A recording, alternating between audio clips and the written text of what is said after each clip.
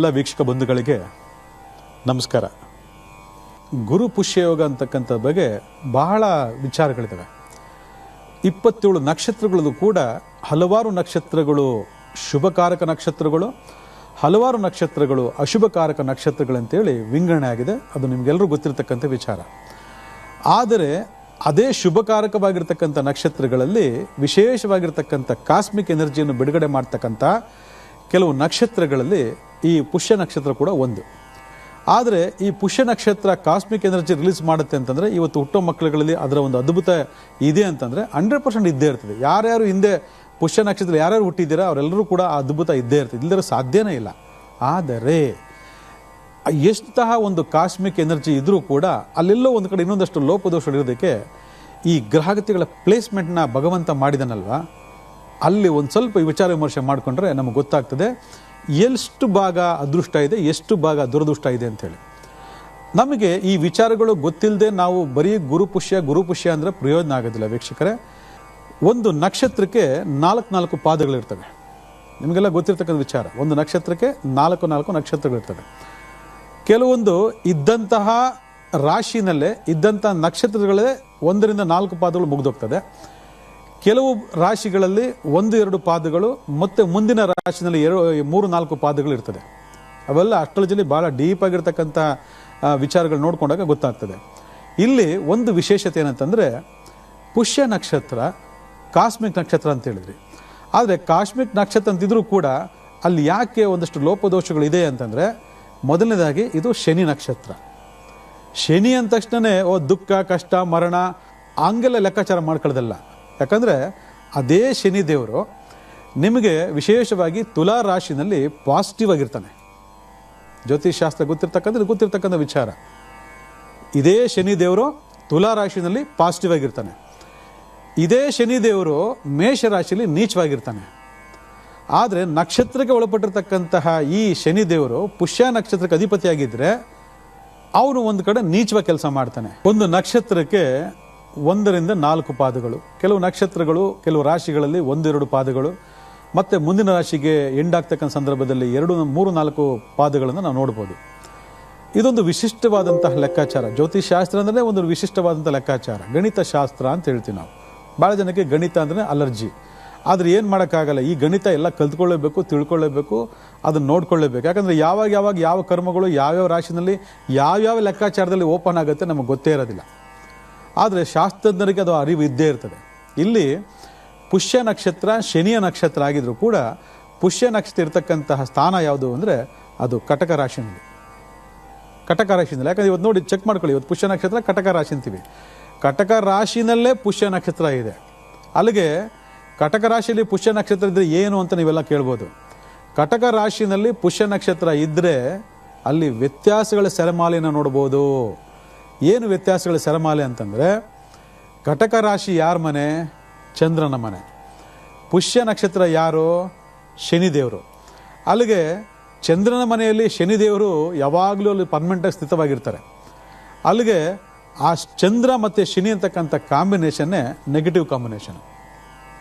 ಚಂದ್ರ ಮತ್ತು ಶನಿ ಅಂತಕ್ಕಂಥ ಕಾಂಬಿನೇಷನ್ನೇ negative combination. ಹಾಗಾದರೆ ಪಾಸಿಟಿವ್ ಎಲ್ಲಿಂದ ಸ್ವಾಮಿ ಅಂತ ನೀವು ಕೇಳ್ಬೋದು. ಎಸ್, ಪಾಸಿಟಿವ್ ಇದೆ. ಅದು ಯಾವುದು ಅಂದರೆ 1-4 ಪಾದಗಳು ಇರ್ತಕ್ಕಂತಹ ಈ 1 ಮತ್ತು 4ನೇ ಪಾದ ಇದೆಯಲ್ಲ, ಇದು ವೆರಿ ಅದೃಷ್ಟ ಕೊಡ್ತಕ್ಕಂಥ ಒಂದು ಪಾದ. ನೋಡಿ ಎಷ್ಟೊಂದು ಅದ್ಭುತವಾಗಿರ್ತಕ್ಕಂಥ ಲೆಕ್ಕಾಚಾರ ಇದೆ ಅಂತೇಳಿ. ಅದೇ 2-3 ಪಾದ ಇದೆಯಲ್ಲ, ಅದು ನೆಗೆಟಿವ್ ತರ್ತಕ್ಕಂಥ ಒಂದು ಪಾದ. ಅಲ್ಲಿಗೆ ಆ 1-4 ಅಂತಕ್ಕಂಥ ಲೆಕ್ಕಾಚಾರ, 2-3 ಅಂತಕ್ಕಂಥ ಲೆಕ್ಕಾಚಾರಗಳಲ್ಲಿ 1-4 ಇರತಕ್ಕಂಥ ಈ ರಾಶಿ ಅಥವಾ ಈ ಪುಷ್ಯ ನಕ್ಷತ್ರ ಭಾಳ ವಿಶೇಷವಾದಂಥ ಫಲಗಳನ್ನು ಕೊಡ್ತದೆ ಅಂತಂದರೆ, ಮೊದಲನೇದಾಗಿ ಶನಿ ಚಂದ್ರ ಅಂತ ಬಂದ್ರೆ ಮಾನಸಿಕ ಕಿರಿಕಿರಿ ಅಂತ ಹೇಳ್ತೀವಿ. ಅಂದರೆ ಸೆನ್ಸಿಟಿವ್ ಮೈಂಡೆಡ್. ಇವತ್ತು ಎಷ್ಟು ಜನ ಒಂದು ಸಣ್ಣ ವಿಷಯ ತಗೊಳಕ್ಕಿಲ್ಲ, ಆ ಸಣ್ಣ ವಿಷಯನ ದೊಡ್ಡದಾಗಿ ಮಾಡ್ಕೊಂಡ್ಬಿಟ್ಟು ಮುನ್ಸ್ಕೊಂಡ್ಬಿಡ್ತಾರೆ. ಅವ್ರೇನು ಆಕ್ಷನ್ ತಗೊಳ್ಳಲ್ಲ, ಫೈಟಿಂಗ್ ಏನು ಮಾಡಲ್ಲ. ಅವರು ಹಿಂಗಂದ್ರು ಹಿಂಗೆ ಬೈದ್ರು ಅಂತೇಳಿ ಹಾಗೇ ಮುನ್ಸ್ಕೊಂಡ್ಬಿಡ್ತಾರೆ. ಏನು 3 ದಿನ ಆದರೂ ಮಾತಾಡೋದಿಲ್ಲ, ಮಾತಿಲ್ಲ ಕತೆ ಇಲ್ಲ, ಮೌನ ವ್ರತ. ಮಾತಾಡಿದ್ರೆ ಸಣ್ಣಕ್ಕೂ ಸಿಡ್ಕೋದು, ಸಣ್ಣ ಕೋಪ ಮಾಡ್ಕೊಂಡ್ಬಿಡೋದು. ಅಥವಾ ತಪ್ಪಾಗಿ ಗ್ರಹಿಸ್ತಕ್ಕಂಥ, ನೀವು ಒಳ್ಳೆಯದೇ ಹೇಳ್ಕೊಡಿ, ಅದು ತಪ್ಪಾಗಿ ಕೇಳಿಸ್ತದೆ. ಅಂದರೆ ಸಡನ್ನಾಗಿ ಆಕ್ಷನ್ ತಗೊಳ್ತಕ್ಕಂಥ ಒಂದು ಮನೋಭಾವನೆಯನ್ನು ಈ ಶನಿ ಮತ್ತು ಚಂದ್ರ ಅಂತಕ್ಕಂಥ ಕಾಂಬಿನೇಷನ್ನಲ್ಲಿ ಈ ಕಟಕ ರಾಶಿಯಲ್ಲಿ ಪುಷ್ಯ ನಕ್ಷತ್ರದ ಸಂಬಂಧ ಹೊಂದಾಗ ಇದು ನಡೀತದೆ. ಅಲ್ಲಿಗೆ ಇದು ನೆಗೆಟಿವ್ ಪಾಸಿಟಿವ್ ಅಂತ ನೀವು ಲೆಕ್ಕಾಚಾರ ಮಾಡ್ಕೊಳ್ಳಿ. ನೆಗೆಟಿವ್ ಪಾಸಿಟಿವ್ ಅಂತೇಳಿ ನೀವು ಲೆಕ್ಕಾಚಾರ ಮಾಡ್ಕೊಳ್ಳಿ. ಅದಾದಮೇಲೆ ಇನ್ನೊಂದು ಕಿರಿಕಿರಿ ಮಾನಸಿಕ ಕಿರಿಕಿರಿ, ಸಂತೃಪ್ತಿನೇ ಇರೋದಿಲ್ಲ. ಏನು ಮಾಡಿದ್ರೂ ತೃಪ್ತಿ ಇರಲ್ಲ ಮನಸ್ಸಿಗೆ. ನೋಡಿ, ಭಾಳ ಜನ ಅವತ್ತಪ್ಪ ಇಷ್ಟೇ ಸಾಕು ನಮಗೆ, ಇದೇ ಅಮೃತ ಅಂತಾರೆ. ಆದರೆ ಅಮೃತವನ್ನು ಕೊಟ್ಟರೂ ಕೂಡ ಈ ಲೆಕ್ಕಾಚಾರ ಇರ್ತಕ್ಕಂಥ ವ್ಯಕ್ತಿಗಳು, ಈ ಸಂಬಂಧದ ಲೆಕ್ಕಾಚಾರಕ್ಕೆ ಏನಾರು ಒಂದು ಕಿರಿಕಿರಿ ತೆಗಿತಾರೆ. ಇದು ಸರಿ ಇಲ್ಲ, ಇನ್ನೂ ಏನೋ ಬೇಕಾಗಿತ್ತು, ಇನ್ನೂ ಏನೋ ಬೇಕಾಗಿತ್ತು, ತೃಪ್ತಿನೇ ಇಲ್ಲ, ಆತ್ಮತೃಪ್ತಿನೇ ಇರೋದಿಲ್ಲ. ಕಾರಣ ಏನು ಅಂದರೆ ಶನಿಚಂದ್ರ ಒಡನಾಟ, ಶನಿಚಂದ್ರ ಸಂಬಂಧ ಇಲ್ಲಿ ವಿಶೇಷವಾಗಿರ್ತಕ್ಕಂತಹ ಮಾನಸಿಕ ಅಸಹಜ ಗುಣಗಳಿಗೆ ಕಾರಣ ಆಗುತ್ತೆ ಅಂತಂದರೆ ಆ ವ್ಯಕ್ತಿ ಈ ಪುಷ್ಯ ನಕ್ಷತ್ರ ಈ ಒಂದು ರಾಶಿನಲ್ಲಿ ಹುಟ್ಟಿದ್ರೂ ಕೂಡ ಅವನು ಮಾನಸಿಕವಾಗಿ ಯಾವುದಾದ್ರೂ ಒಂದು ತೊಳ್ಳಾಡ್ತಾ ಇರ್ತಾನೆ. ಇಲ್ಲಿ ಚಂದ್ರ ಪ್ರಭಾವಗಳು ಕಮ್ಮಿ ಆಗಿದ್ರೆ, ಶನಿ ಪ್ರಭಾವ ಜಾಸ್ತಿ ಆಗಿದ್ರೆ, ಅಂದರೆ ನಕ್ಷತ್ರ ಪ್ರಭಾವ ಜಾಸ್ತಿ ಆಗಿದ್ರೆ ಮೋಸ ಹೋಗ್ತಕ್ಕಂತಹ ಪ್ರಭಾವ ಇರ್ತದೆ. ಮೋಸ ಹೋಗ್ಬಿಡ್ತಾರೆ, ಗೊತ್ತೇ ಆಗಲ್ಲ ನಿಮಗೆ. ಯಾರೋ ಬಂದು ಏನೋ ಮಾಡಿ ಯಾಮರ್ಸ್ಬಿಡ್ತಾರೆ, ಯಾರೋ ಬಂದು ಏನೋ ಮಾಡಿ ಉಪಯೋಗ ಮಾಡ್ಕೊಂಡು ಕೈ ಬಿಟ್ಬಿಡ್ತಾರೆ. ಅದು ಯಾವುದೇ ವಿಚಾರ ಆಗಿರ್ಬೋದು, ಅದು ಆರೋಗ್ಯದಲ್ಲಾಗಿರ್ಬೋದು, ಹಣಕಾಸು ಆಗಿರ್ಬೋದು, ಪ್ರಾಪರ್ಟಿ ವಿಚಾರದಲ್ಲಾಗಿರ್ಬೋದು, ಕಾಲೇಜ್ ವಿಷಯದ ಸ್ಟಡಿ ಆಗಿರ್ಬೋದು, ಅಥವಾ ಸಂಬಂಧ ವಿಚಾರ ಆಗಿರ್ಬೋದು, ಅಥವಾ ಮದುವೆ ವಿಚಾರ ಆಗಿರ್ಬೋದು, ಯಾಮರ್ಸ್ಬಿಡ್ತಾರೆ, ನಿಮಗೆ ಆಟೋಮೆಟಿಕ್ ಯಾಮರ್ಸ್ಬಿಡ್ತಾರೆ. ಕಾರಣ ಅಂದರೆ ಅಲ್ಲಿ ಶನಿ ಚಂದ್ರ ಕಾಂಬಿನೇಷನ್. ಒಟ್ಟಿನಲ್ಲಿ ನೀವು ಸಫರ್ ಆಗಬೇಕು. ಚಂದ್ರ ಅಂದರೆ ದುಃಖ ಅಲ್ವಾ, ಶನಿ ಅಂದರೆ ದುಃಖ ಅಲ್ವಾ, ಚಂದ್ರ ಅಂದರೆ ಮನಸ್ಸಲ್ವಾ. ಆ ಚಂದ್ರ ಮನಸ್ಸು ಅಂತಕ್ಕಂಥ ಈ ಕಾಂಬಿನೇಷನಲ್ಲಿ ಇದು ನಡೆಯುವ ಸಂಭವ ಹೆಚ್ಚಾಗಿರ್ತದೆ. ಆದ್ದರಿಂದ ಈ ರೀತಿ ಎಲ್ಲ ವ್ಯತ್ಯಾಸ ಆಗ್ತಕ್ಕಂಥ ಸಂಭವಗಳು ಜಾಸ್ತಿ ಇರ್ತದೆ. ಅದೇ ರೀತಿ ಈ 1 ಮತ್ತು 4ರ ಕಾಂಬಿನೇಷನ್ ಇರತಕ್ಕಂತಹ ಪಾದಗಳಲ್ಲಿ ಹುಟ್ಟಿರ್ತಕ್ಕಂತಹ ಹಲವಾರು ಜನ ವಿಶೇಷವಾಗಿ ಆರೋಗ್ಯ, ಅಭಿವೃದ್ಧಿ, ಎಜುಕೇಷನ್ನು, ಪ್ರೊಫೆಷನ್ನು, ಮ್ಯಾರಿಡ್ ಲೈಫು ತುಂಬ ಸಕ್ಸಸ್ಫುಲ್ ಆದಂಥ ಒಂದು ಲೈಫನ್ನು ಪಡ್ಕೊಂಡಿರ್ತಾರೆ. ಚೆಕ್ ಮಾಡ್ಕೊಳ್ಳಿ, ಯಾರ್ಯಾರು ಇದ್ದೀರಾ, ಯಾರ್ಯಾರು ಹುಟ್ಟಿದ್ದೀರಾ ಚೆಕ್ ಮಾಡ್ಕೊಳ್ಳಿ.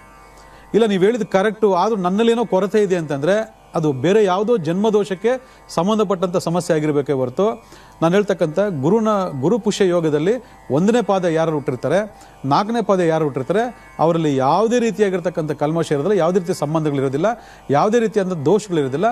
ಅವರು ಫಸ್ಟ್ ಕ್ಲಾಸ್ಗೆ ತಮ್ಮ ಜೀವನವನ್ನು ಅದ್ಭುತವಾಗಿರ್ತಕ್ಕಂಥ ಯೋಗ ಫಲಿಗೆ ತೊಗೊಂಡೋಗ್ತಾರೆ. ಆದರೆ ಈ ಮಧ್ಯದಲ್ಲಿದ್ದಾರೆ ನೋಡಿ 2, 3, ಇದು ಬಹಳ ಪ್ರಾಬ್ಲಮ್ ಕೊಡ್ತಕ್ಕಂಥ ಒಂದು ವ್ಯತ್ಯಾಸಗಳು. ಅದರಿಂದ ಒಂದು ನಕ್ಷತ್ರ ಚೆನ್ನಾಗಿದೆಯಾ ಚೆನ್ನಾಗಿಲ್ವ ಅನ್ನೋದಕ್ಕಿಂತ ಮುಖ್ಯವಾಗಿ ಅದರ ಒಳ ಹೊಕ್ಕು ನೋಡಿದಾಗ ಆ ಒಂದು ನಕ್ಷತ್ರ, ಆ ನಕ್ಷತ್ರ ಅಧಿಪತಿ ಯಾವ ಗ್ರಹ ಜೊತೆ ಸಂಬಂಧ ಹೊಂದಿದ್ದಾರೆ ಅಂತಕ್ಕಂಥದ್ದು ವೆರಿ ವೆರಿ ಇಂಪಾರ್ಟೆಂಟು. ಈಗ ಎಕ್ಸಾಂಪಲ್ ತೊಗೊಂಡ್ರೆ ನ್ಯೂಮರಾಲಜಿ ಪ್ರಕಾರ ಶನಿಗೆ ಚಂದ್ರನಿಗೆ ಬರಲ್ಲ ಅಂತ ನಾವೇ ಹೇಳ್ತೀವಿ, ಸೂರ್ಯನಿಗೂ ಶನಿಗೆ ಬರಲ್ಲ ಅಂತ ನಾವೇ ಹೇಳ್ತೀವಿ. ಅಲ್ಲಿಗೆ ಅವನು ಪುಷ್ಯ ನಕ್ಷತ್ರ, ಈ ಶನಿ ನಕ್ಷತ್ರ ಯಾವುದೇ ಆಗಿರಲಿ, ಸಿಂಹ ರಾಶಿಯಲ್ಲಿದ್ದರೂ ಕೂಡ ಅಲ್ಲಿ ಸೂರ್ಯನ ಶನಿಗೆ ಬರೋದಿಲ್ಲ. ಅದು ಬೇರೆ ಒಂದು ಕಡೆಗೆ ತುಂಬ ಪಾಸಿಟಿವ್ ಎಫೆಕ್ಟ್ ಮಾಡ್ತದೆ. ಇಲ್ಲಿ ಚಂದ್ರನ ಮನೆಗಿತ್ತು ಅಂದಾಗ ಚಂದ್ರ ಶನಿ ಬರಲ್ಲ ಅಂತಂದಾಗ ಮಾನಸಿಕವಾಗಿ ಹೊಡೆತ ಕೊಡ್ತದೆ. ಇಷ್ಟೇ, ಬೇರೆ ಏನೂ ಇಲ್ಲ ಅಲ್ಲಿ, ಮಾನಸಿಕವಾಗಿ ಹೊಡೆತ. ಆಗ ನಾವು ಅಲ್ಲಿ ಇರ್ತಕ್ಕಂತಹ ಕೆಲವು ಪಾದಗಳ ಲೆಕ್ಕಾಚಾರದಲ್ಲಿ ಎಷ್ಟೆಷ್ಟು ಡಿಗ್ರಿಗೆ ಈ ಒಂದು ಗ್ರಹ ಸಂಯೋಗ ಇದೆ ಅಂತಕ್ಕಂಥ ಬಗ್ಗೆ ನಾವು ಅದನ್ನು ತಿಳ್ಕೊಂಡು ನಾವು ಮುಂದಕ್ಕೆ ಹೋಗಬೇಕು. ಯಾಕಂದರೆ ಮೇಷರಾಶಿಯಿಂದ ಮೀನರಾಶಿವರೆಗೂ ಕೂಡ 360 ಡಿಗ್ರಿನಲ್ಲಿ ಎಲ್ಲ ಗ್ರಹಗಳ ಪ್ರಭಾವಗಳಿರ್ತದೆ.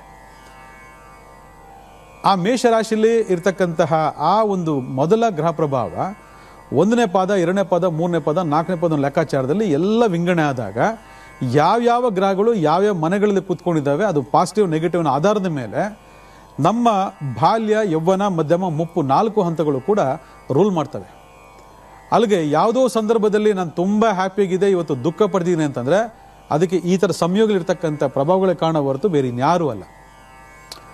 ಮಗಳು ಅಥವಾ ಮಗ ತುಂಬ ಚೆನ್ನಾಗಿ ಓದ್ತಾ ಇದ್ರು, ತುಂಬ ಚೆನ್ನಾಗಿ ಅದ್ಭುತವಾದಂಥ ಒಂದು ಎಜುಕೇಷನ್ ಇತ್ತು, ಇದಕ್ಕಿದ್ದಂಗೆ ಅವನಲ್ಲಿ ಏನೋ ಒಂದು ರೋಗ ಬಾಧೆಗಳು, ಇದಕ್ಕಿದ್ದಂಗೆ ಅವನಲ್ಲಿ ಏನೋ ಮಾನಸಿಕ ಕಿರಿಕಿರಿ, ಈಗ ಓದ್ತಾ ಇದ್ದಾನೆ, ನಾನು ಬೇಡ, ನನಗೆ ಸರಿಯಿಲ್ಲ ಅಂತ ಬಿಟ್ಟು ಬಂದ್ಬಿಟ್ಟ ಅಂತಂದರೆ ಅಲ್ಲೆಲ್ಲೋ ಮಾನಸಿಕವಾಗಿ ಯಾವುದೋ ನೆಗೆಟಿವ್ ಪರಿವರ್ತನೆ ಆಗಿದೆ ಅಂತಕ್ಕಂಥದ್ದು ಭಾಳ ಸ್ಪಷ್ಟವಾಗಿ ಗೊತ್ತಾಗ್ತದೆ.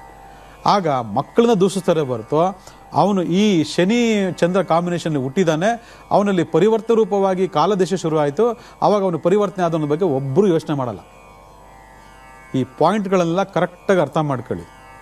ಒಬ್ಬ ವ್ಯಕ್ತಿನಲ್ಲಿ ಏನಾದರೂ ಅಸಹಜ ಬದಲಾವಣೆಗಳು ಕಾಣ್ತವೆ, ವ್ಯತ್ಯಾಸಗಳು ಕಾಣ್ತವೆ ಅಂದರೆ ಆ ವ್ಯಕ್ತಿ ಅಲ್ಲ. ಅದಕ್ಕೆ ವೈಯಕ್ತಿಕವಾಗಿ ಯಾರನ್ನು ನೋಡಬೇಡಿ. ಆ ಜಾತಕದಲ್ಲಿರ್ತಕ್ಕಂಥ ಗ್ರಹಕೂಟಗಳು ಅಥವಾ ಕಾಲಮಾನ ದಿವಸ ನಡೀತಕ್ಕಂಥ ಗ್ರಹ ಪ್ರಭಾವಗಳೇ ಇದಕ್ಕೆ ಭಾಳ ಮುಖ್ಯವಾಗಿ ಕೆಲಸ ಮಾಡ್ತದೆ. ಇದನ್ನು ನೋಡ್ಕೊಳ್ಳಿ. ಇದಾದಮೇಲೆ ಇನ್ನೊಂದು ವಿಶೇಷವಾಗಿ ಪರಿಹಾರ. ಹೌದು, ನೀವು ಹೇಳಿದ್ದು ಕರೆಕ್ಟು, ಇವತ್ತು ಗುರು ಪುಷ್ಯ ಯೋಗದಲ್ಲಿ ನಾನು ಹುಟ್ಟಿದ್ದೇನೆ, ಅಥವಾ ಆ ಗುರು ಪುಷ್ಯ ಯೋಗದಲ್ಲಿ ಒಂದಷ್ಟು ವ್ಯತ್ಯಾಸಗಳು ಕೂಡ ನಾನು ಕಾಣ್ತಾ ಇದ್ದೀನಿ, ನನಗೆ ಪರಿಪೂರ್ಣವಾಗಿರ್ತಕ್ಕಂಥ ಗುರು ಪುಷ್ಯ ಯೋಗದ ಪ್ರಭಾವಗಳು ನನಗೆ ಕಾಣ್ತಾ ಇಲ್ಲ ಅಂತಂದಾಗ ನಮಗಲ್ಲಿ ವಿಶೇಷವಾಗಿ ಕಾಣ್ತಕ್ಕಂಥದ್ದು ದೋಷ ಇದೆ, ಪರಿಹಾರ ಕೂಡ ಇದೆ. ದೋಷ ಇದೆ, ಪರಿಹಾರ ಇದೆ. ಅಲ್ಲಿಗೆ ಆ ಪರಿಹಾರ ಅಂತ ತಗೊಂಡಾಗ ಬಂದಾಗ ಏನಾಗ್ತದೆ, ನಮಗೆ 1ನೇ ಪಾದ 4ನೇ ಪಾದರೊಳಗೆ ಕೂಡ ನಾನು ನಿಮ್ಗೆ ಪರಿಹಾರ ಹೇಳ್ಕೊಟ್ಬಿಡ್ತೀನಿ. ಯಾಕಂದರೆ ನಮಗೆ ಪ್ರಾಬ್ಲಮ್ ಇತ್ತು, ಪರಿಹಾರ ಹೇಳಲಿಲ್ಲ, ಆ ಪಾದಕ್ಕೆ ಮಾತ್ರ ಒಳ್ಳೇದಂತೆ, ಈ ಪಾದಕ್ಕೆ ಮಾತ್ರ ಒಳ್ಳೇದಲ್ಲ ಅಂತಂದರೆ, ನಾವು ನಿಂತ್ಕೊಂಡ್ರೆ ಪಾದವೇ ಸರಿಯಿಲ್ಲ ಅಂತಂದರೆ ಅದು ಏನು ಮಾಡೋಕ್ಕಾಗಲ್ಲ. ಆದರೆ ಒಂದು ನಕ್ಷತ್ರ, ಒಂದು ಗ್ರಹಕ್ಕೆ ಸಂಬಂಧಪಟ್ಟಂಥ ಲೆಕ್ಕಾಚಾರಗಳು ಭಾಳ ವಿಶಿಷ್ಟವಾಗಿರ್ತಕ್ಕಂಥದ್ದು. ಹಾಗೆ ಪರಿಹಾರಗಳು ಕೂಡ ಭಾಳ ಅದ್ಭುತವಾಗಿರ್ತಕ್ಕಂಥದ್ದು. ನಮಗೆ ಯಾವ ಯಾವ ಅವಶ್ಯಕತೆಗಳು ಬೇಕೋ ಆ ಅವಶ್ಯಕತೆ ಅನುಗುಣವಾಗಿ ಆ ಪರಿಹಾರಗಳನ್ನು ಕೂಡ ನಾವು ಅಳವಡಿಸ್ಕೋಬೇಕಾಗ್ತದೆ. ಅದಕ್ಕೆ ಎಲ್ಲರೂ ಬರ್ಕೊಳ್ಳಿ, ಪೆನ್ನು ಪೇಪರ್ ತಗೊಂಡು, ಯಾರ್ಯಾರು 1ನೇ ಪಾದದಲ್ಲಿ ಯಾರ್ಯಾರು ಹುಟ್ಟಿದ್ದೀರಾ, ನಿಮ್ಮದು ಮನೆ ದೇವರು ಯಾವುದೇ ಆಗಿರಲಿ, ನಿಮ್ಮ ಇಷ್ಟ ದೇವರು ಯಾವುದೇ ಆಗಿರಲಿ, ಆದರೆ ಅದಕ್ಕೊಂದು ಅದ್ಭುತವಾಗಿರ್ತಕ್ಕಂಥ ದೈವ ಯಾವುದು ಅಂತಂದರೆ ಅದು ಶ್ರೀ ವೆಂಕಟೇಶ್ವರ ಸ್ವಾಮಿ. ತಿರುಪತಿ ವೆಂಕಟೇಶ್ವರ ಅಂತ ಮತ್ತೆ ಕೇಳಕ್ಕೆ ಹೋಗ್ಬೇಡಿ, ವೆಂಕಟೇಶ್ವರ ಸ್ವಾಮಿ. ಆಯಿತಾ? ಯಾವುದೇ ವೆಂಕಟೇಶ್ವರ ಸ್ವಾಮಿಯನ್ನು ನೀವು ಶನಿವಾರ ದಿವಸ ಆರಾಧನೆ ಮಾಡ್ಕೊಳ್ತಾ ಬಂದರೆ, ಯಾರ್ಯಾರು 1ನೇ ಪಾದದಲ್ಲಿ ಹುಟ್ಟಿದ್ದೀರಾ ಅವರ ಎಜುಕೇಷನ್ ನೋಡಿ, ಮಕ್ಕಳಿಗೆ ಎಜುಕೇಷನ್ ತಕ್ಷಣ ಎಲ್ರಿಗೂ ಕಿವಿ ನಿಮಿರ್ತದೆ. ಎಜುಕೇಷನ್ ತುಂಬ ಚೆನ್ನಾಗಿ ಆಗ್ಬರ್ತದೆ. ನೀವೇನು ಚಿಂತೆ ಮಾಡೋದೇ ಬೇಡ, ಅದ್ರ ಬಗ್ಗೆ ತಲೆ ಕೆಡಿಸ್ಕೊಳ್ಳೋದೇ ಬೇಡ. ಆ ಗ್ರಹ ಇದೆ, ಈ ಗ್ರಹ ಇದೆ, ಇದಿದೆ ಅಂತೇಳಿ. ಬಟ್ ಪರ್ಟಿಕ್ಯುಲರಾಗಿ ಯಾವ ಗ್ರಹದಿಂದ ನಮಗೆ ಪ್ರಭಾವಿತವಾಗಿ ನಮ್ಮಲ್ಲಿ ವ್ಯತ್ಯಾಸ ಆಗ್ತಾ ಇದೆ ನಮ್ಮ ಮಕ್ಕಳಲ್ಲಿ ಅನ್ನೋದ್ರ ಬಗ್ಗೆ ಈ ಶಾಸ್ತ್ರ ಭಾಳ ಸ್ಪಷ್ಟವಾಗಿ ಹೇಳ್ತದೆ. ಅವಾಗ ನೀವು ಯಾರ್ಯಾರು ಎಜುಕೇಷನ್ ಚೆನ್ನಾಗಿರಬೇಕು, ವೆಂಕಟೇಶ್ವರ ಆರಾಧನೆ ಮಾಡಿ. ಉದ್ಯೋಗ ಚೆನ್ನಾಗಿರ್ಬೇಕಾ, ವೆಂಕಟೇಶ್ವರ ಸ್ವಾಮಿ ಆರಾಧನೆ ಮಾಡಿ. ದಾಂಪತ್ಯ ಜೀವನ ಚೆನ್ನಾಗಿರ್ಬೇಕಾ, ವೆಂಕಟೇಶ್ವರ ಸ್ವಾಮಿ ಆರಾಧನೆ ಮಾಡಿ. ಅಥವಾ ಪ್ರಮೋಷನ್ ಬೇಕಾ, ವೆಂಕಟೇಶ್ವರ ಸ್ವಾಮಿ ಆರಾಧನೆ ಮಾಡ್ತಾ ಬನ್ನಿ. ಅಥವಾ ಮುಂದೆ ಅಭಿವೃದ್ಧಿ ಆಗಬೇಕಾ, ವೆಂಕಟೇಶ್ವರ ಸ್ವಾಮಿಯನ್ನು ಆರಾಧನೆ ಮಾಡ್ಕೊಳ್ತಾ ಬನ್ನಿ. ನೋಡಿ, ಈ ಥರ ವಿಶಿಷ್ಟವಾದಂಥ ಒಂದೇ ಒಂದು ದೈವ ನಮ್ಮ ಎಲ್ಲ ಸಕಲ ಪರಿಹಾರಗಳಿಗೆ ಕಾರಣ ಆಗುತ್ತೆ ಅಂದರೆ ಅಷ್ಟು ಅದ್ಭುತವಾಗಿರ್ತದೆ. ಗುರು ಪುಷ್ಯ ಯೋಗದಲ್ಲಿ 1 ಮತ್ತು 4ನೇ ಪಾದಗಳ ಬಗ್ಗೆ ನಾವು ಮಾತಾಡಿದ್ವಿ. ಈಗ ಈ ಮಧ್ಯದಲ್ಲಿರ್ತಕ್ಕಂಥ 2, 3 ಪಾದಗಳಲ್ಲಿ ಯಾರ್ಯಾರು ಹುಟ್ಟಿದ್ದೀರಾ ಅವರಿಗೆ ಪಿತೃದೋಷ ಇದೆ ಅಂತೇಳಿ ಶಾಸ್ತ್ರ ಭಾಳ ಸ್ಪಷ್ಟವಾಗಿ ಹೇಳ್ತದೆ. ನೋಡಿ, ಗುರು ಪುಷ್ಯ ಯೋಗ ಕಟಕ ರಾಶಿ, ಆದರೆ 2, 3 ಪಾದದಲ್ಲಿ ಯಾರು ಬರ್ತಾಗ್ತೀರಾ ಅವರಿಗೆ ಪಿತೃದೋಷ ಇದೆ ಅಂತಕ್ಕಂಥದ್ದು ಭಾಳ ಸ್ಪಷ್ಟವಾಗಿ ಗೊತ್ತಾಗ್ತದೆ. ಪಿತೃದೋಷ ಇದ್ರೆ ಏನಾಗ್ತದೆ, ಮಕ್ಕಳು ಆರೋಗ್ಯ ಸರಿ ಇರೋದಿಲ್ಲ, ಮಕ್ಕಳು ಓದೋದಿಲ್ಲ, ಹೇಳೋ ಮಾತು ಕೇಳೋದಿಲ್ಲ, ಮುಂದೆ ವಿವಾಹ ಕಾರ್ಯಗಳು ವಿಳಂಬವಾಗ್ತವೆ, ಸಂತಾನ ವಿಳಂಬವಾಗ್ತದೆ, ಮುಂದೆ ಅಭಿವೃದ್ಧಿ ಕಾರ್ಯಗಳು ವಿಳಂಬವಾಗ್ತವೆ. ಈ ಥರ ಎಲ್ಲ ವ್ಯತ್ಯಾಸಗಳಾಗೋದ್ರಿಂದ ಇದ್ರ ಕಡೆ ಹೆಚ್ಚು ಗಮನ ಕೊಡಿ, ಒಳ್ಳೆಯದಾಗ್ತದೆ.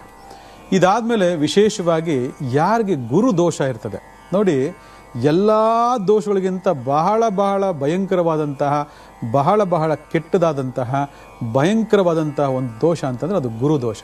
ಅಂದರೆ ಗುರು ಶಾಪ ಒಂದ್ಸರಿ ಬಿತ್ತು ಅಂತಂದರೆ ಮುಗೀತು ಕೆಲಸ. ಅಲ್ಲಿಗೆ ದೈವವೇ ಶಾಪ ಇಟ್ಟ ಹಾಗೆ.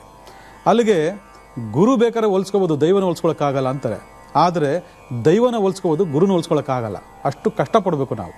ಆದರೆ ಗುರು ಒಂದ್ಸರಿ ಮಾರಕವಾಗಿ ಕೆಲಸ ಮಾಡ್ತು ಅಂತಂದರೆ ನೀವು ಯಾವುದೇ ಕೆಲಸ ಕಾರ್ಯಗಳು ಮಾಡಿ ಅಷ್ಟು ಈಸಿ ನಿಮ್ಮ ಬಗೆಹರಿಯೋದೇ ಇಲ್ಲ. ಅದು ಹೇಳ್ಕೊಂಡು ಹೋಗ್ತಾ ಇರ್ತದೆ. ಆದರೆ ಈ ಗುರು ಪುಷ್ಯ ಯೋಗ ಅಂತಕ್ಕಂಥ ಈ ಸಂದರ್ಭದಲ್ಲಿ ಎಲ್ಲರೂ ನೋಟ್ ಮಾಡ್ಕೊಳ್ಳಿ, ಒಬ್ರಿಗೆಲ್ಲ ಒಬ್ರಿಗೆ ಇದ್ದೇ ಇರ್ತದೆ. ಯಾಕಂದರೆ ಟೀಚರೇ ನಮ್ಮ ಗುರು. ಟೀಚರ್ಗೆ ನಾವು ಬೈದಿರ್ತೀವಿ. ಇವತ್ತಿನ ಹುಡುಗರು ಬಿಡಿ, ಏನಾರೋ ಒಂದು ತರಲೆ ಕಿಟ್ಲೆ ಮಾಡಿರ್ತಾರೆ, ಅವಮಾನ ಮಾಡಿರ್ತಾರೆ. ಅದರಿಂದ ಗುರುದೋಷ ಬಂದ್ಬಿಟ್ಟಿರ್ತದೆ. ತಾಯಿನೇ ಗುರು ಅಂತೀವಿ. ತಾಯಿ ಗುರುದೋಷ ಅಂದರೆ ಮುಗಿತಲ್ಲ ಕತೆ, ಆ ಮಕ್ಕಳು ಏಳಿಗೆ ಆಗೋದಿಲ್ಲ. ಅದರಿಂದ ಯಾರ್ಯಾರಿಗೆ ಗುರುದೋಷ ಇರಲಿ ಇಲ್ಲದೆ ಹೋಗಲಿ ಎಲ್ಲರೂ ಕೂಡ ಇವತ್ತೇನು ಮಾಡಬೇಕು, ಈ ಗುರು ಪುಷ್ಯ ಯೋಗ ದಿನ ವಿಶೇಷವಾಗಿ 5 ಪಂಚ, 5 ಥರ ಟವಲು, 5 ಥರ ಹಣ್ಣು ಮತ್ತು ದಕ್ಷಿಣ ತಾಂಬೂಲ ಇದನ್ನು ತಗೊಂಡು ಸೀದಾ ಯಾರಾದರೂ ನಿಮ್ಮ ಟೀಚರ್, ವಿದ್ಯೆ ಕಲಿಸತಕ್ಕಂಥ ಗುರು ಅಥವಾ ಬುದ್ಧಿ ಕಲಿಸತಕ್ಕಂಥ ಗುರು ಅಥವಾ ದಾರಿ ತೋರಿಸತಕ್ಕಂಥ ಗುರು ಅಥವಾ ನಿಮ್ಮ ಕುಲ ಗುರು ಅಥವಾ ಸದ್ಗುರು ಅಥವಾ ಯಾವುದಾದ್ರೂ ಒಂದು ಜೀವ ಸಮಾಧಿಯಾಗಿರ್ತಕ್ಕಂಥ ಗುರುಗಳ ಒಂದು ಕ್ಷೇತ್ರಕ್ಕೆ, ಸ್ಥಳಕ್ಕೆ ಹೋಗಿ ಅದನ್ನು ಅಲ್ಲಿಟ್ಟು ಸರ್ವ ಗುರು ದೋಷವನ್ನು ನಿವೃತ್ತಿ ಮಾಡಿ ನನಗೆ ಗುರು ಆಶೀರ್ವಾದ ಮಾಡು ಅಂತೇಳಿ ಪ್ರಾರ್ಥನೆ ಮಾಡಿಕೊಂಡು ನೀವು ಬೇಡ್ಕೊಂಡು ಸಂಕಲ್ಪ ಮಾಡಿಕೊಂಡು ಬನ್ನಿ. ನಿಮ್ಮ ಎಲ್ಲ ಕೆಲಸ ಕಾರ್ಯಗಳು ಅದ್ಭುತವಾಗಿ ನಡೀತಕ್ಕಂಥದ್ದು. ಯಾಕಂದರೆ ಕೆಲವೊಂದು ಪ್ರಭಾವಗಳೇ ಹಾಗೆ. ನಾವು ಆ ಪ್ರಭಾವಗಳಲ್ಲಿ ನಾವು ಶರಣಾಗತಿ ಆದಾಗ, ಸಂಕಲ್ಪ ಮಾಡ್ಕೊಂಡಾಗ, ದೋಷ ಪರಿಹಾರ ಮಾಡ್ಕೊಂಡಾಗ ಶೀಘ್ರವಾಗಿ ನಮಗೆ ಫಲವನ್ನು ಕೊಡ್ತಾನಂತೆ. ಅಂಥ ಅದ್ಭುತವಾಗಿರ್ತಕ್ಕಂತಹ ಈ ಗುರು ಪುಷ್ಯ ಯೋಗದಲ್ಲಿ ನೀವು ಸರ್ವ ಗುರು ದೋಷವನ್ನು ಪರಿಹಾರ ಮಾಡ್ಕೊಳ್ಬೋದು. ನಿಮಗೆ ಜ್ಯೋತಿಷ ಹೇಳ್ಕೊಡ್ತಕ್ಕಂಥ ಗುರು ಕೂಡ ಒಬ್ಬ ಗುರುವೇ ಆಗಿರ್ತಾನೆ, ಅವನು ಮಾರ್ಗದರ್ಶಿ ಗುರು ಆಗಿರ್ತಾನೆ. ಅವನಿಗೂ ಕೂಡ ನೀವು ಹೋಗಿ ಮಾಡ್ಬೋದು. ಯಾರಾದರೂ ಆಗಿರಲಿ, ಅದನ್ನು ಮಾಡ್ಕೊಳ್ತಾ ಬನ್ನಿ. ನೆಕ್ಸ್ಟ್ ಇನ್ನೊಂದು ಏನಪ್ಪ ಅಂತಂದರೆ, ಈ ಗುರು ಶನಿ ಅಂತಕ್ಕಂತಹ ಈ ಕಾಂಬಿನೇಷನ್ನೇ ಭಾಳ ಅದ್ಭುತವಾಗಿರ್ತಕ್ಕ ಕಾಂಬಿನೇಷನ್. ಯಾಕಂದರೆ ಗುರು ಪಾಸಿಟಿವ್ ಆಗಿದ್ರೇ ಅಲ್ಲಿ ಶನಿ ಕರ್ಮಗಳು ನಿವೃತ್ತಿ ಆಗ್ತಕ್ಕಂಥದ್ದು. ಆದರೆ ನಕ್ಷತ್ರ ಮೂಲಕ ಮಾಡ್ತಕ್ಕಂಥ ಗುರು ಏನು ಮಾಡ್ತಾನೆ, ಕೆಲಸ ಮಾಡ್ತಾನೆ. ಅದಕ್ಕೆ ನೀವೆಲ್ಲ ಏನು ಮಾಡಬೇಕಂದ್ರೆ ಒಂದು ತಂತ್ರ ಮಾಡಬೇಕು. ಏನು ತಂತ್ರ ಇವತ್ತು ಅಂದರೆ, ಫಸ್ಟು ಎಲ್ಲಾದರೂ ಒಂದು ಹೋಗ್ಬಿಟ್ಟು ಒಂದು ಅರಳಿ ಎಲೆ ತೊಗೊಂಡು ಬನ್ನಿ. ಅರಳಿ ಎಲೆ ಅಂದರೆ ಗುರು. ಆ ಅರಳಿ ಎಲೆ ತೊಗೊಂಡು ಬಂದು ನೀವೇನು ಮಾಡಬೇಕು, ಅರಳಿ ಎಲೆ ಕೆಳಗಡೆ ಎಳ್ಳೆಣ್ಣೆನ ಹಾಕಿ, ಎಳ್ಳೆಣ್ಣೆ ಯಾವುದು, ಶನಿ, ಎಳ್ಳೆಣ್ಣೆನ ಹಾಕಿ ಇದನ್ನು ದೀಪ ಅಂಟಿಸಿ ಆ ಅರಳಿ ಎಲೆ ಮೇಲೆ ಇಟ್ಟು ನೀವು ಪ್ರಾರ್ಥನೆಯನ್ನು ಮಾಡ್ಕೊಳ್ಳಿ. ಏನು ಪ್ರಾರ್ಥನೆ? ನಿಮಗೆ ಏನೇನು ತೊಂದರೆ ಇದೆ, ಏನೇನು ಸಮಸ್ಯೆ ಇದೆ ಎಲ್ಲವನ್ನು ಆ ಗುರುವಿನಲ್ಲಿ ಅರಿಕೆ ಮಾಡ್ಕೊಳ್ಳಿ.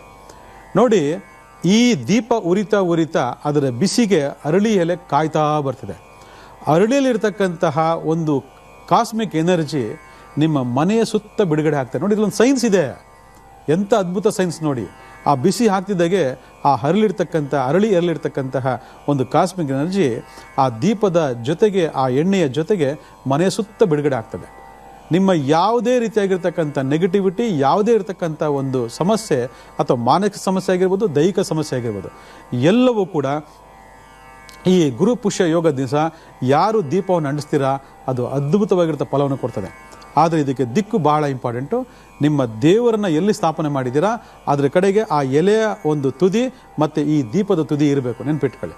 ಈ ಥರ ಇಟ್ಕೊಂಡು ನಿಮ್ಮ ಮನೋಸಂಕಲ್ಪಗಳನ್ನು ಈಡೇರಿಸ್ಕೊಳ್ತಾ ಬನ್ನಿ, ಖಂಡಿತವಾಗಿ ಒಳ್ಳೆಯದಾಗ್ತದೆ. ಒಂದು ಇದಾದ್ಮೇಲೆ ಇನ್ನೊಂದು ತಂತ್ರ ಏನಪ್ಪ ಅಂತಂದರೆ, ಒಂದು ಕಪ್ಪು ದಾರವನ್ನು ತಗೊಳ್ಳಿ. ಕಪ್ಪು ದಾರಕ್ಕೆ 5 ಗಂಟೆ ಹಾಕಿ, 5 ಗಂಟೆ ಹಾಕ್ಬಿಟ್ಟು ಪುರುಷರಾದರೆ ಬಲ ಕಾಲಿಗೆ ಮತ್ತು ಸ್ತ್ರೀಯರಾದರೆ ಎಡ ಕಾಲಿಗೆ ಇವತ್ತು ಕಟ್ಕೊಳ್ಳಿ. ಒಂದೇ ಎಳೆ ಇದ್ರೆ ಸಾಕು, ಒಂದೇ ಎಳೆ ಕಪ್ಪು ದಾರ ಸ್ಟ್ರಾಂಗ್ ಆಗಿರಲಿ. ಅದಕ್ಕೆ 5 ಗಂಟೆ ಹಾಕ್ಬಿಟ್ಟು ಪ್ರಾರ್ಥನೆ ಮಾಡಿ, ಪೂಜೆ ಮಾಡಿ ಅದನ್ನು ಕಟ್ಕೊಳ್ಳಿ. ಸರ್ವ ದೃಷ್ಟಿ ದೋಷಗಳು, ಸರ್ವ ಕೆಟ್ಟ ಶಕ್ತಿಗಳು ನಿಮಗೆ ತಡೆ ಹಿಡಿತದೆ. ಯಾಕಂದರೆ ಮೊಣಕಾಲಲ್ಲಿ ಇರ್ತಕ್ಕಂಥವನೇ ಶನಿದೇವರು. ಅದಕ್ಕೆ ಮೀನಖಂಡಕ್ಕೆ ಅಧಿಪತಿಯಾಗಿರ್ತಕ್ಕಂಥವನೇ ಅಲ್ಲಿ ಶನಿದೇವರಾಗಿರ್ತಾನೆ. ಅದರಿಂದ ಆ ಬಂಧನವನ್ನು ನಾವು ಮಾಡೋದ್ರಿಂದ, ಕಪ್ಪು ದಾರ ಕಟ್ಟಿ ಬಂಧನ ಮಾಡೋದ್ರಿಂದ ಕೆಳಗಡೆ ಎಲ್ಲೆಲ್ಲೋ ಹೋಗ್ತೀವಿ, ಎಲ್ಲೆಲ್ಲೋ ಬರ್ತೀವಿ, ಏನೇನೋ ಮಾಡ್ತೀವಿ, ಯಾರೋ ನಮ್ಮನ್ನು ನೋಡ್ತಾರೆ. ಆದರೆ ಆ ದೋಷಗಳು ನಮ್ಮ ಕಾಲಿನ ಭಾಗದಿಂದ ಮೇಲ್ಭಾಗಕ್ಕೆ ಬರ್ತದಂತೆ, ನಮಗೆ ಗೊತ್ತೇ ಆಗೋದಿಲ್ಲ. ಅದು ಆ ಬಂದ ಮೇಲೆ ಗೊತ್ತಾಗೋದು, ಏನೋ ಬಂದಿದೆ, ಏನೋ ಆಗಿದೆ ಅಂತೇಳಿ. ತಿರುಗಿಸ್ಕೊಂಡ ಮೇಲೆ ಗೊತ್ತಾಗೋದು ದೃಷ್ಟಿಯಾಗಿತ್ತು, ಯಾರೋ ಕಣ್ಣಾಕ್ಬಿಟ್ಟಿದ್ರು ಅಂತೇಳಿ. ಆದರೆ ಆ ದಾರವನ್ನು ಇವತ್ತು ಪೂಜೆ ಮಾಡಿ ನೀವು ದೊಡ್ಡವ್ರಿಗೂ ಚಿಕ್ಕವ್ರು ಯಾರು ಎಲ್ಲರಿಗೂ ಇವತ್ತಿನ ದಿವಸ ಕಟ್ಟಿ, ಅದಾದಮೇಲೆ ಅದೇ 5 ಥರ ದಾರ ತೊಗೊಂಬಂದು ಬಲಗೆ ಇದು ಕಟ್ಟಿ. ಇದನ್ನು ಮಣಿಕಟ್ಟು ದಾರ ಅಂತ ಹೇಳಿದ್ರು. ಭಾಳ ವಿಶೇಷವಾಗಿರ್ತಕ್ಕಂಥ ಪವರ್ಫುಲ್ ಆಗಿರ್ತಕ್ಕಂಥ ಮಣಿಕಟ್ಟು ದಾರ, ಅದನ್ನು ಇವತ್ತೇ ನೀವು ಕಟ್ಟಬೇಕು. ಈ ರೀತಿ ಈ 3 ತಂತ್ರಸಾರಗಳನ್ನು ಇವತ್ತು ಅಳವಡಿಸ್ಕೊಂಡು ಜೀವನದಲ್ಲಿ ಆ ದೋಷಗಳನ್ನು ಪರಿವರ್ತನೆ ಮಾಡಿಕೊಂಡು ನೀವು ಹೋಗ್ತಾ ಬಂದರೆ ಈ ಗುರು ಪುಷ್ಯ ಯೋಗ ಅಂತಕ್ಕಂಥ ಅದ್ಭುತ ಯೋಗ ನಿಮ್ಮ ಜೀವನದಲ್ಲಿ ಸುಖ, ಶಾಂತಿ, ನೆಮ್ಮದಿ ಎಲ್ಲವನ್ನು ಕೊಡ್ತದೆ. ಇದನ್ನು ಅನವರ್ತವಾಗಿ ಅನುಸರಣೆ ಮಾಡ್ಕೊಳ್ತಾ ಬನ್ನಿ. ಒಳ್ಳೆಯದಾಗಲಿ.